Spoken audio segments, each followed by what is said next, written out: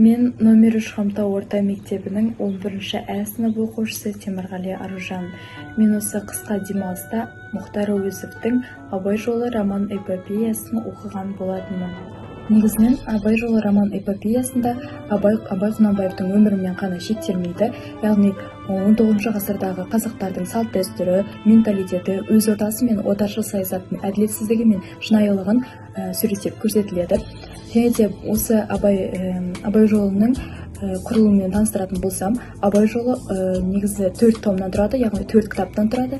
Бірінші кітабы бізде Абай деп 1942 жылы жарық көрген болатын, ал екінші кітабы бізде Абай жолы деп танылып 1947 жылы танылды. Ал үшінші кітабы бізде 1952 жылы танылса, төртінші кітабы 1956 жылы танылды.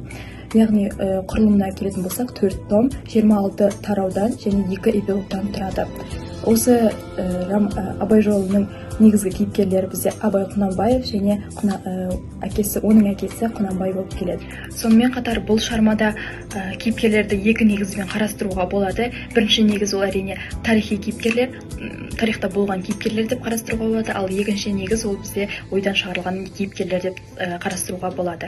Сонымен қатар бұл шығармада негізгі Абай Құнанбаевтың 13 жастан бастап 60 жасқа дейін, яғни қайтыс болған жасына дейін болған өмір баяны, қалай басынан әрине мектептен қайтып оқудан оралып келе жатқанын айтылып басталса, соңында ол Абай Құнанбаевтың қайтыс болуымен аяқталады. Және де бұл шығармада бізде Абай Құнанбаевтың тәлім тәрбиесіне көп көңіл бөлгендер ол әрине әкесі Құнанбай, әжесі Зере және де анасы Ұлжан десек болады.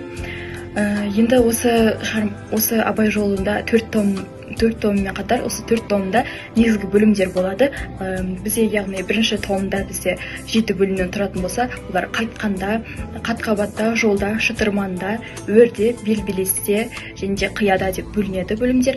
Ал екінші кітапта, яғни екінші томда бізде бөлімдердің атауы тайғақта, жайлауда, еңісте, оқапта, асуда, тарауда және биікте деп бөлінеді. Негізгі осы барлық бөлімдерде өзінің бір тақырыпты қозғалатын негізгі тақырыптары болады. Негізі әрбір бөлімнің өзінің қозғалатын бір тақырыптары болады. Яғни бір бөлімді айта кетсем, ол әрине ең басындағы ол қайтқанда деген бөлім, яғни бірінші томдағы қайтқанда деген бөлімі. Бұл бөлімде ең басында әрине Абай Құнанбаев оқудан қайтып келуі, және де Қодар Қамқа оқиғасы болады. Бұл оқиға өте ауыр оқиғалардың бірі болады. Осы оқиғадан кейін Абай Құнанбаев ауырып қалады.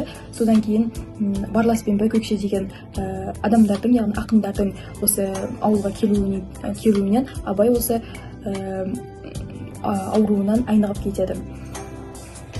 Осы роман-эпопеяның соңы Абай Құнанбаев 40 күн бұрын өзінің баласынан айырылған болатын. Осы баласынан айырылғаннан кейін өте ауыр күйді кешіп, өзі қайтыс болған болатын. Яғни осы романның соңы бізде Абай Құнанбаевтың қайтыс болуымен аяқталады. Және де романда көптеген кейіпкерлер қайтыс болады, басты кейіпкерлер, яғни олар Абай Құнанбаевтың әжесі Зере және де әкесі Құнанбай, оның ұлы Әбдірахманның қайтыс болуы болады. Өте өкінішті жағдайлардың бірі болады. Мен Мұхтар Әуезовтің Абай жолы роман-эпопеясын оқи отыра Абай Құнанбаевтың өмірі мен азаматтық тұлғасын тани білдім. Сонымен қатар оның бастан кешкен оқиғалары мен тәлім тәрбие алу барысында ата-анасының және әжесінің зор үлесін қосқанын білдім десем де болады. Және де бұл шығарма өте ауқымды болғанымен өте қызықты және әсерлі.